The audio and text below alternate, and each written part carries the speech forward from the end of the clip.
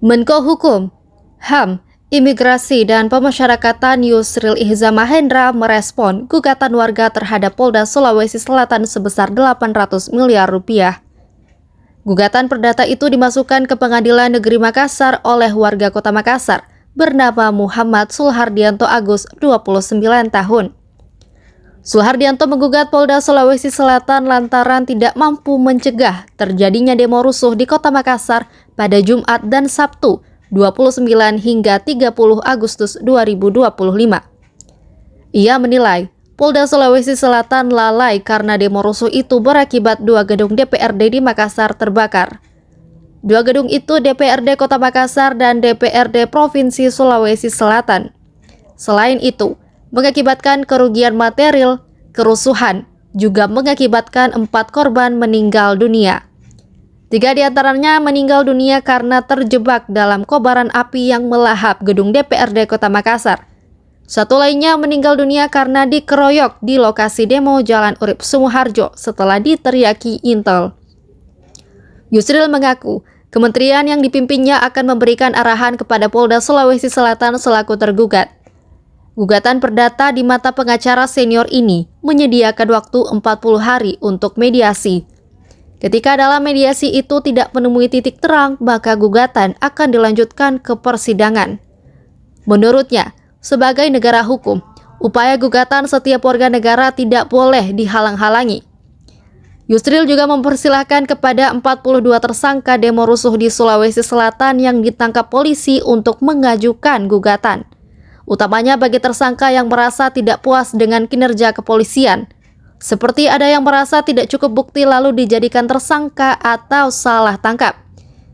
Yusril mengatakan para tersangka dipersilakan untuk mengajukan gugatan pra-peradilan karena baginya upaya hukum terbuka lebar bagi setiap warga negara dan negara menjamin hal itu.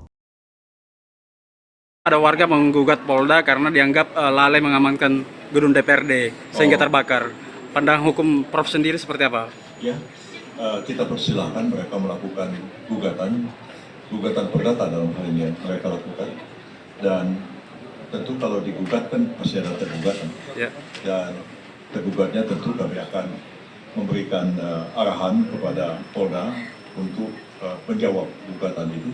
Dan tentu kalau gugatan perdata diajukan kan ada mediasi selama 40 hari.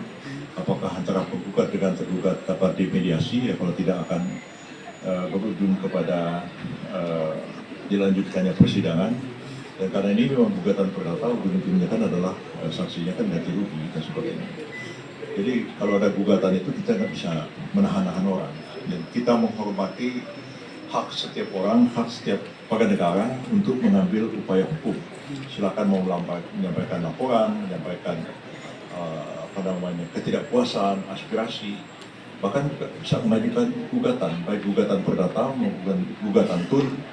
Bahkan kalau sekiranya sekarang di antara mereka yang ditahan 42 orang ini ada yang mau mengajukan gugatan pra-peradilan, menganggap bahwa polisi misalnya tidak memenuhi prosedur, tidak ada 2 alat bukti permulaan yang cukup, atau ada salah tangkap, salah tahan, silakan aja ajukan gugatan, dan kami juga akan mengawasi, dan saya kira polisi juga akan menghadapi gugatan itu di pengadilan itu nantinya. Jadi biarkan mekanisme hukum itu berjalan fair, berikan kesempatan pada semua, dan kita menghormati pengadilan untuk sepenuhnya memberikan keputusan secara independen, dan pemerintah siap-siap aja menerima risiko kalau sekiranya dikalahkan di pengadilan. Download Tribun X sekarang, menghadirkan lokal menjadi Indonesia.